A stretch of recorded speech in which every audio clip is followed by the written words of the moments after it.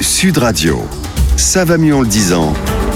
Jean Dorido. Bonjour Jean. Bonjour Jean-Marie, bonjour à tous. Docteur en psychologie, fondateur de l'application Zenfi et d'hypnoseparis.com. Jean, on revient sur une campagne de pub impactante, très forte du ministère de l'Intérieur contre la consommation de drogue, avec en quelque sorte un mot d'ordre, fumer un joint, c'est avoir du sang sur les mains. Des messages forts comme des personnes paient le prix de la drogue que vous achetez en référence à la guerre des gangs. Sauf que, mon cher Jean, le psychologue que vous êtes doute très fort de l'efficacité de ce genre de communication. Alors je ne peux rien vous cacher, mon cher Jean-Marie. Oui, c'est vrai, j'en doute fort. C'est un fait. Pour bien communiquer, il est absolument essentiel de connaître les grandes lois de la psychologie. Il y a des lois en sciences physiques, il y a des lois dans la nature. Et manifestement, les personnes qui sont à l'origine de cette campagne ne maîtrisent pas ces grandes lois. Le ministre de l'Intérieur, Bruno Retailleau, le dit lui-même, il ne veut pas faire de la prévention, il veut faire de la culpabilisation. Écoutez-le d'ailleurs, qui l'explique. La campagne que nous allons diffuser, ce n'est pas une campagne de sensibilisation, c'est une campagne de culpabilisation. Et cette culpabilisation, je l'assume totalement. Et ça sert à rien. Écoutez, c'est ce que vous nous dites. Ben oui, c'est un grand classique en psychologie de la persuasion, la culpabilisation, pardon, je repère mon latin, ça ne marche pas. Ça ne marche donc pas. Comment on peut expliquer que ça ne marche pas, Jean ? Pourquoi la culpabilité, ça fonctionne pas ? Parce que c'est un mot fort quand même. C'est un mot très fort, évidemment. Simplement, il y a d'abord le cerveau qui lutte très difficilement contre la promesse d'un plaisir immédiat. C'est le principe des régimes qui ne fonctionnent pas. Quiconque a fait un régime, la perspective, personne ne le sait très bien, la perspective du plaisir instantané du carré de chocolat, qui parfois même se transforme en une tablette entière, eh bien, ce plaisir immédiat l'emporte systématiquement sur la crainte des kilos en trop parce qu'ils arriveront plus tard. La culpabilité, par ailleurs, c'est un sentiment qui inhibe les capacités à agir. Elle convoque une motivation qui est extrinsèque en dehors de la personne et ça fonctionne très très mal.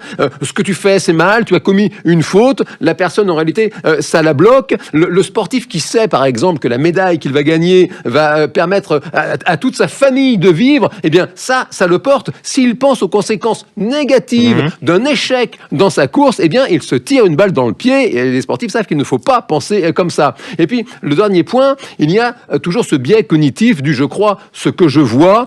Les conséquences tragiques de la violence du trafic de drogue, elles sont souvent très loin des consommatrices et des consommateurs de stupéfiants. Vous retrouvez, si vous voulez, l'effet de la personne qui ne veut pas que les enfants travaillent à l'usine. Elle trouve sincèrement ça scandaleux, mais elle achète quand même des baskets fabriquées par des enfants exploités par des adultes sans scrupules parce qu'elle ne les voit pas. Bon, ça veut dire, en d'autres termes, Jean, que le consommateur de produits légaux ou illégaux est forcément irresponsable, égoïste. Et c'est un fait, la psychologie de la consommation le vérifie, hélas, très très souvent et même systématiquement. Un consommateur, c'est un individu qui a des besoins à satisfaire et la satisfaction de ses besoins, elle est menée par des couches très instinctives et même bien souvent archaïques du cerveau. Ces forces motrices, elles sont très puissantes, elles ne passent pas par le néocortex qui est la partie du cerveau la plus récente en réalité en termes d'évolution.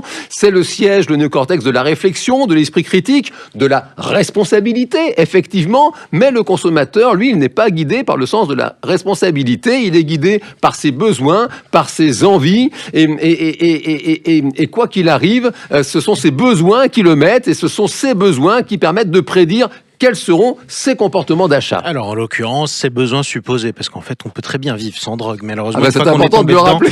Vous avez raison. De le rappeler. Une fois qu'on est tombé dedans, malheureusement, bien c'est un cercle vicieux. Mais on y reviendra justement, parce que, mon cher Jean, quand je vous écoute, je me dis que finalement, ça sert à rien de lutter contre la consommation de drogue. Pourtant, il le faut.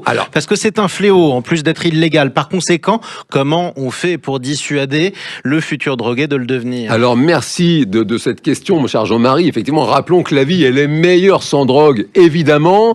Et c'est vrai que la France est dans une situation très critique. Elle détient de tristes records de consommation de cannabis, notamment par rapport à ses voisins. Exactement. Alors, comment faire ? Il y a plein de pistes. Au moins retenir l'idée de la mobilisation d'exemples inspirants pour les jeunes et même pour les moins jeunes. Voir et entendre des sportifs, par exemple, des artistes, même des influenceurs, expliquer pourquoi ils ne prennent pas de drogue ou même expliquer peut-être parfois pourquoi ils ne prennent plus de drogue. Ces exemples, eh bien, ils sont inspirants parce que ces personnes sont des leaders d'opinion, et ça, en psychologie, on sait que c'est très efficace parce que justement, ça crée une énergie positive qui vient de l'intérieur. La motivation intrinsèque, c'est la seule qui fonctionne. La porte du changement, elle ne s'ouvre pas de l'extérieur, elle s'ouvre de l'intérieur. On ne le rappellera jamais assez. Ouais, mais je suis quand même sceptique, vous voyez, puisque l'histoire nous l'a rappelé.